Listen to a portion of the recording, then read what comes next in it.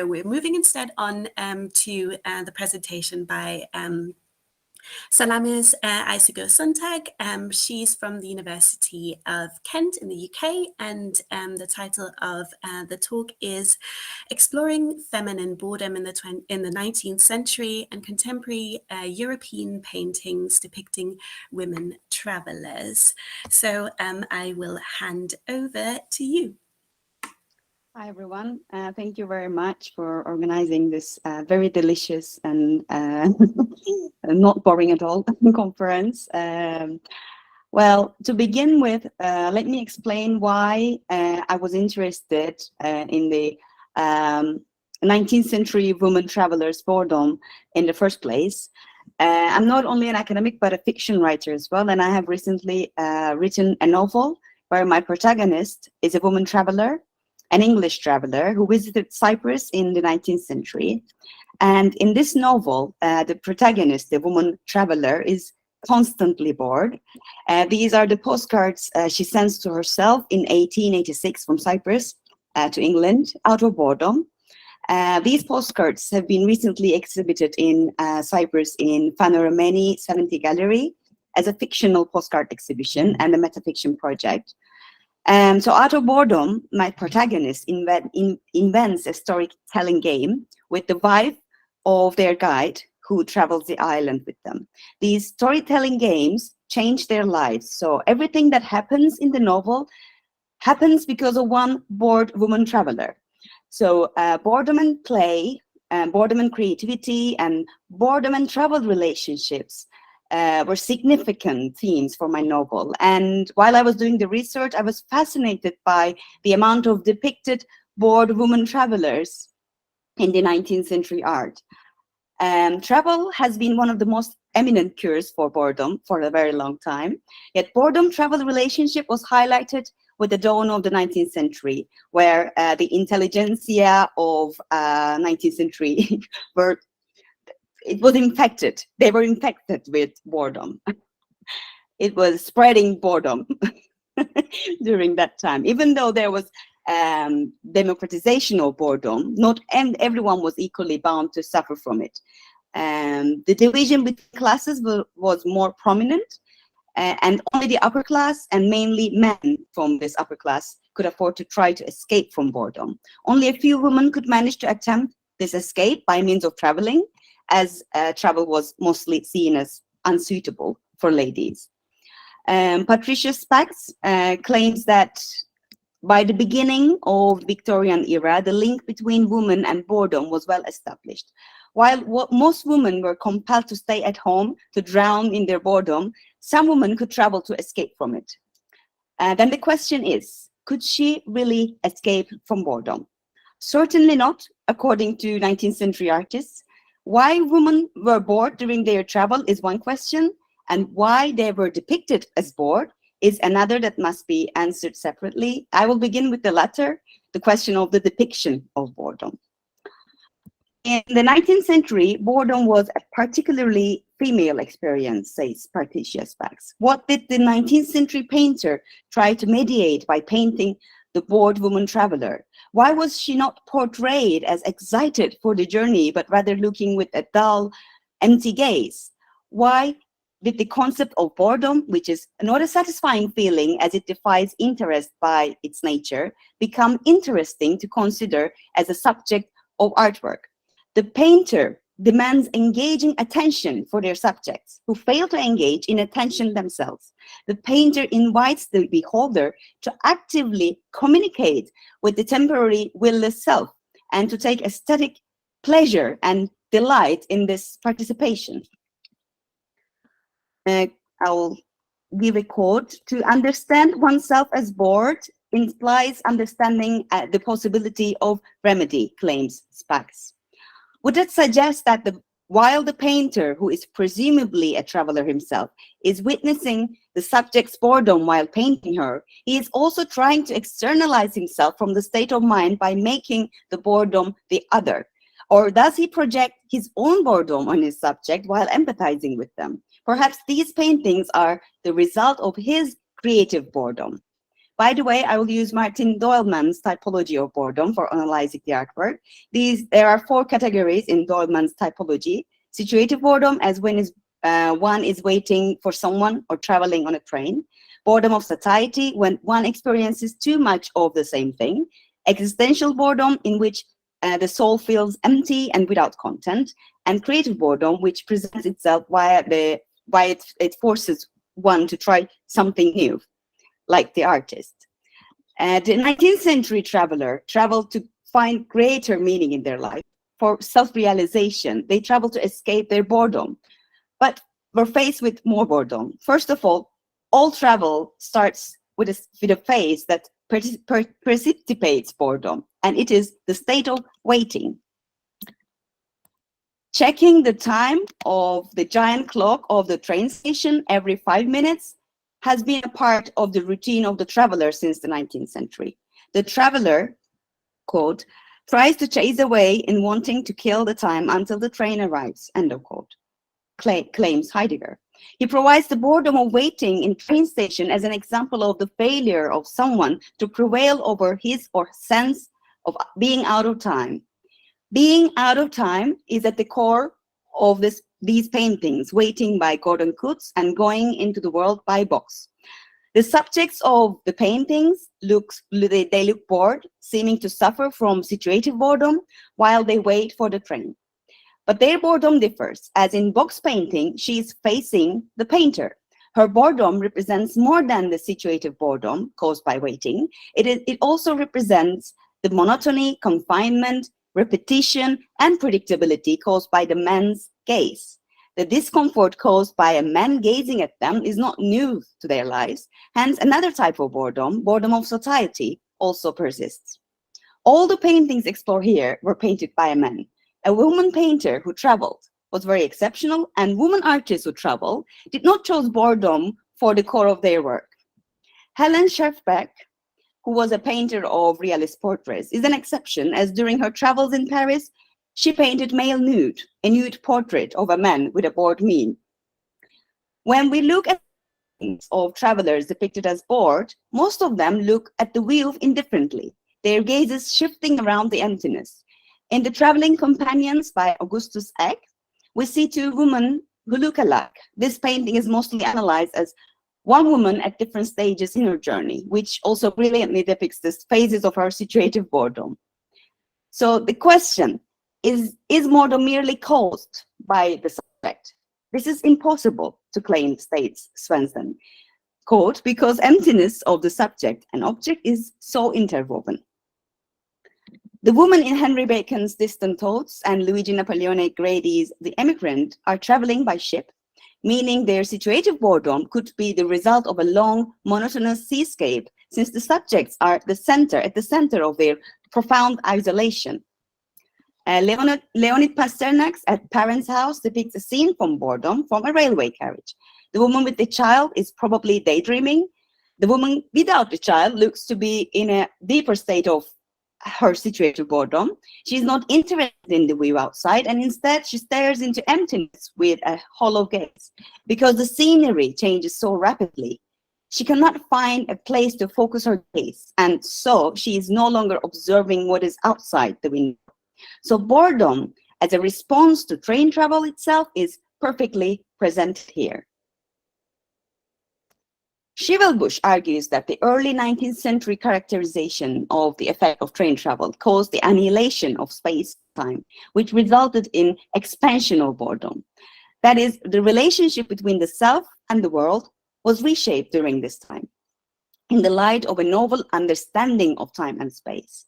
The speed of train travel, according to Schivelbusch, made it impossible to engage the self with the world outside. This caused a perceptual crisis for those who were used to slower modes of travel. The depiction of boredom of women travelers caused by this very perceptual crisis generated a theme in the history of art, which remarks on a very important impetus, the adaptation of the self to the new era. Why should we compare the 19th century depicted boredom to depicted boredom of our time? The time-space relation between the world and the self is again being reshaped, as it was in the 19th century, as Josefa mentioned, for the cyber age has offered a new mode of traveling. The virtual world serves as a prominent escape from boredom. And just as in the 19th century, this new mode of travel leads to more boredom. In these two eras, both the 19th century and contemporary times, the transformation of human understanding of time and its relation to the self occurs, which projects a perceptual shock, resulting in more boredom. In contemporary art, the bored woman traveler, or even the bored traveler, without a denoted gender, is not a theme in the same way that it was in the 19th century. But there is one particular artwork that is interesting in terms of understanding how a contemporary woman painter interprets the subject matter. Czech painter Svetlana Kurmaz' artwork, Exciting Journey, depicts two traveling women in a railway coach, one of them reading a book, and the other sitting tight with crossed hands, looking with an empty gaze. The name Exciting Journey could be interpreted as ironic, as the woman without the book is evidently bored. The woman with the book bears a vague smile on her face, which could be interpreted as a contemporary female artist's answer to the 19th century male painter's depictions of the feminine boredom in the traditional sense. Exciting Journey is important, as it could be read as a sharp-witted response to boredom of the 19th century woman traveler, although it does not reflect the profound complications of boredom-traveled relationships of this era. As in this era, not physical travel, yet traveling to a virtual world is the most prominent escape from boredom. At this point, the question must be asked, when we look at the history of boredom, is it the same phenomenon that has captured us from the beginning of time? This philosophical question is particularly important for this examination, as this is an attempt to compare depictions of boredom in two eras. I believe that the boredom depicted in the paintings of 19th century women travelers who attempt to escape from boredom but find themselves bored while trying to align themselves with the new understanding of time and space could be interpreted in the same way as the boredom of the contemporary self, who uses VR technology to travel to another world or spends a day staring at her phone and find herself in more boredom. Our era is suffering from a similar type of boredom due to another perceptual crisis. The relation between the world, the self, is again being reshaped, as in the 19th century. Just as the train travel was seen as an escape from boredom, yet resulted in an upsurge of boredom in the 19th century, so too does this new mode of traveling lead to more boredom. So we should look at the artworks which depict the boredom travel relationship of this era. That is the boredom of the virtual traveler. I found one contemporary artist, Nathaniel St Amour, and his paintings will be examined in the light of this new link between boredom and travel, aiming to develop a discourse concerning the representation of feminine boredom in contemporary art. St Amour's work is perfect for exploring travel boredom relationship of this, as the artist claims that his work centers around the modern self and ever-growing symbiosis with computerized technology. His art grasps the unconscious passages of contemporary selves between the states of reality and the virtual world, as his subjects are caught in the middle of their virtual travel during the process of using their devices. You acquired a suit of power armor, the title of which is a fragment from a video game accomplishment, portrays a woman wearing a giant armor. You acquired a suit of power armor references the action video game Fallout 4, as Fallout 4 is a role-playing, first-person shooter game. The "you" in the title of the painting not only denotes the subject of the painting, but also the gamer. As the painting is a representation from the virtual universe of the game, we could suggest that the subject, or the gamer, is depicted in the course of her travels. The style of the painting shifts around cyber and futuristic genres, also resembling an Orpheus Cubist painting, as a result of the distortion of the scale of armor surrounding the body of the subject, deconstructed parts of a human body, such as boots on one shoulder and geometric shapes as part of the technology of the suits. Here, in the bulky suit of the power armor, the female body is displayed as powerful and competent, though the face of the subject looks disinterested. As the name suggests, the subject of the painting has accomplished something to acquire this power armor. Despite the power she gained, the subject is not excited. Contrarily, she is bored. We could suggest the conversation between the subject of this painting and those of the 19th century paintings we have discussed through their portrayal of failing in their attempts to escape from boredom. They travel to escape from boredom during their travels. In the painting Infinite Boredom, again by St Amour, the subject is depicted alone and bored in front of the computer screen. The subject cannot escape from boredom after her travel to virtual world. Hence, once again, the cure for boredom is depicted as the very cause of it. As Pattein argues, we are dispersed into countless different emotional micro-experiences during this travel. And this is the very cause of perplexity causing boredom. If the screen can be interpreted as the train window of the 19th century traveler, through which she could not find a place to focus her gaze, as the scenery changed so rapidly, we could suggest that the subject is suffering from a very similar situative boredom. Goodstein argues that 19th century boredom was represented as a bodily, physiological, and psychological reaction of the epiphenomena of industrialization. Quote, the monotonous landscape of the railway journey, the numbing repetition of factory labor, the unnatural hollow rhythms of unfamiliar urban life. End of quote. This eliminates the parallelism between the transformation of the boredom of the contemporary self as confronted with new technologies. Nonetheless, the desktop boredom is not as harmless as the boredom of the 19th century train traveler because it is a sense of morality attached. The boredom of the 19th century traveler results from facing the monotonous fields and factories in the novel shape of cities at dawn of industrialization passing in the train window. The rapidly changing scenery that makes the contemporary subject bored is far more diverse. As Pattein suggests, due to the speed at which information passes through our computers, quote, the very integrity of the concept of attention begins to disintegrate, end of quote. And the self begins to react similarly to a joke, a family photo, a recipe, an Amber Alert, and news of a fresh massacre, all in the space of 60 seconds and without any detachable emotional variance. This perplexity of emotions result in boredom and disinterestedness in the subject.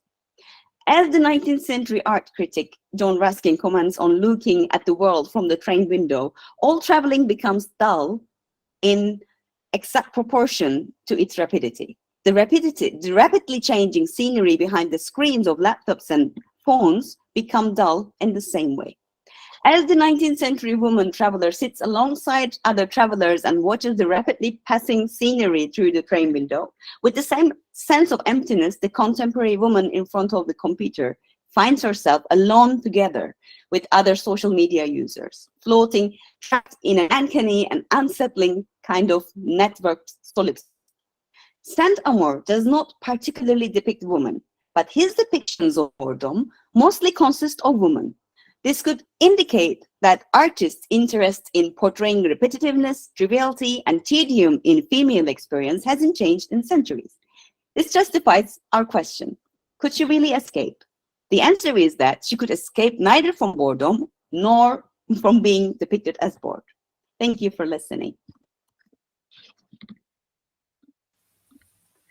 Great, thank you very much. I believe there's already a hand raised. Let me just can't really see. Did I see a hand raised or not? No, maybe not. Then I guess I will start with a question. I was kind of struck with the connection that you were drawing between like the male gaze and, you know, that kind of ideal that, you know, like the male gaze was not something new and therefore, you know, she was bored by that in a sense in that one painting that you were kind of pointing out. And I was wondering whether you feel that the internet, you know, the journeys we take on the internet has a similar feel to it, that, you know, like once again there is maybe a very like gendered experience that comes with the internet that kind of might contribute to boredom in a way. I'm also thinking particularly about maybe a sense of agency that, you know, like might be there or not is that something you were thinking about when you were thinking about all of these things? Not really, but this is a new this is a new window, because I've well, while writing this presentation, while writing this paper, I was thinking of the male gaze. It's still here with us, but not through computer screen, because there is I didn't see that there is a denoted gender gaze there. There is gaze for sure, but it's genderless to me. I mean, at this point, I don't know if I could answer your question, but I will think of that. And if any of the contributors here have seen any other artists depicting technological boredom, let's say, I'm quite interested, because this artist, Nathaniel St Amour, is perfect for this topic, because he is mainly interested in this subject.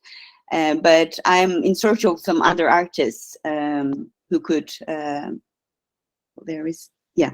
I can't read the chat right now, but thank you for all the comments. Cool. Thank you very much. Don't know if there are any more questions. Let me just open the chat to see if there's anything else floating around. I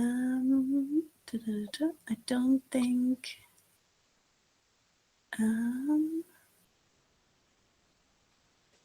I can see there is a comment by Maria. She was saying, Salamis, I think we can analyze this picture in the context of Freudian 2001, The Feminine Mystique.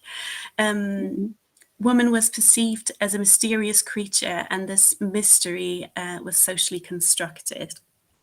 So I suppose that's kind of not exactly a question. I don't know if you want to respond to that. Is there something you? Well, I will definitely. No, I will definitely read more about mysterious creature. Indeed. One of the things that I was kind of thinking about, because obviously I think you did touch on that, kind of the contradiction of, you know, the idea that, you know, traveling in whatever form is kind of alleviating boredom and then kind of finding yourself back at the starting point. I was just kind of coming from a creative background. I think that is definitely sort of maybe a thing that is a very interesting thing to look at from an artistic point of view, just kind of that contradiction that I suppose I can imagine that's why people were sort of drawn into you know, kind of painting these kind of paintings, especially like in the 19th century, kind of on the one hand, obviously having the aesthetically pleasing combination of a woman and the landscape on the one hand, and then also that feeling of there may be being some sort of contradiction that you can dive into when portraying. I don't know, are you doing like quite detailed analysis of the individual paintings and what's happening? Is that kind of part of what you're doing, or? Yes, well, I've written this paper because of my novel. I was doing research, and because my character is utterly bored all the time, and she is a 19th century traveler as well, and that's why I started to analyze the boredom of the 19th century in literature, in art, and in other depictions as well. So this was my starting point, and then I realized that I am depicting a bored traveler as well. And why I am interested in this place at the first place, why I am interested in depicting a character who is always bored, because of the relation to creativity, I guess, as you mentioned. It is because of this boredom, this storytelling game, the essence of the novel, it sprouts, and they changed their fate. I'm not going to give any spoilers, but so this was very important to me. I mean, to understand the relationship between creativity and boredom. And of course, while writing the novel, I've read, because it is about 19th century woman traveler who visited Cyprus, and as a Cypriot myself, I was looking from the gaze of the other as a Cypriot, but through the eyes of the other, the Victorian traveler, to the other, the 19th century citizen of Cyprus. So there was lots of othering, and bored the way that the character the way that the 19th century woman traveler character quite understands the mental state of the Cypriot is boredom, because all she could write about in her journal was about the boredom of the Cypriots, and she was bored as well. So the boredom is the main theme of the novel. So boredom was something, a shared experience between others, and that was very important for me while writing the novel. Very interesting. Yeah, because I suppose it is true that yeah, that is kind of something that connects you know, throughout history, that sense of boredom that kind of pops up also at times when we would maybe least expect it. So that's quite nice. I can see there's a question raised by Tony. I don't know if Tony, do you want to unmute yourself and ask it yourself, or should I just read it?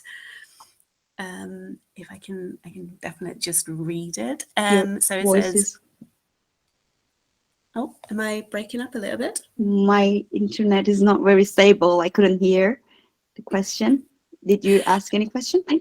My internet is not very stable, so you were frozen for a while. Was there a question? I see. Yes, there is a question in the chat. Pardon me. I am going to read it. So today, the world runs an entire entertainment industry whose objective is to combat the bored as a social enemy. Is society prepared to accept boredom as an aspect that generates its creativity? Prepared to accept. Well, yes, I think, well, we are ready to accept and take responsibility our boredom of our boredom, because we are here talking about how we could benefit from our boredom. So I think we are ready to accept and take the responsibility of our boredom, to embrace our boredom. Sounds good. Then we have one more question in the chat, which is just, why do we get bored when we are traveling on long distances? Oh, I love boredom on travel. I do get bored while I'm traveling long distances. And as I said, I embrace my boredom. And whenever I feel bored, it's just something that connects me to the outer world. Because in that moment, I strive for finding something to escape from that boredom, something to hold on to, attach. And at that moment, it's of course not conscious thing. It happens involuntarily, but I like to gaze at myself while I'm creating something. So I like that eye towards myself, and that's why I don't know why we are bored while we're doing the long distance travels, but all I can say is that I enjoy those bored long travels. All good things come from those long travels. Boredom. Thank you very much. Travel to boredom, yes, definitely. Okay, if there are no other questions, then I suppose we can sort of wrap up this very first panel of our conference. And I guess we will be back after a little break, I believe. Yes, it looks like we've got, well, basically a 20-minute break now, and we'll be back at, well, it depends on your time zone, 11 o'clock UK time, 12 o'clock European time. Yeah. So, yeah, I think that'll be it. Thank you once again very much to our panelists. I think that was really interesting and a good start for our conference. So thank you very much.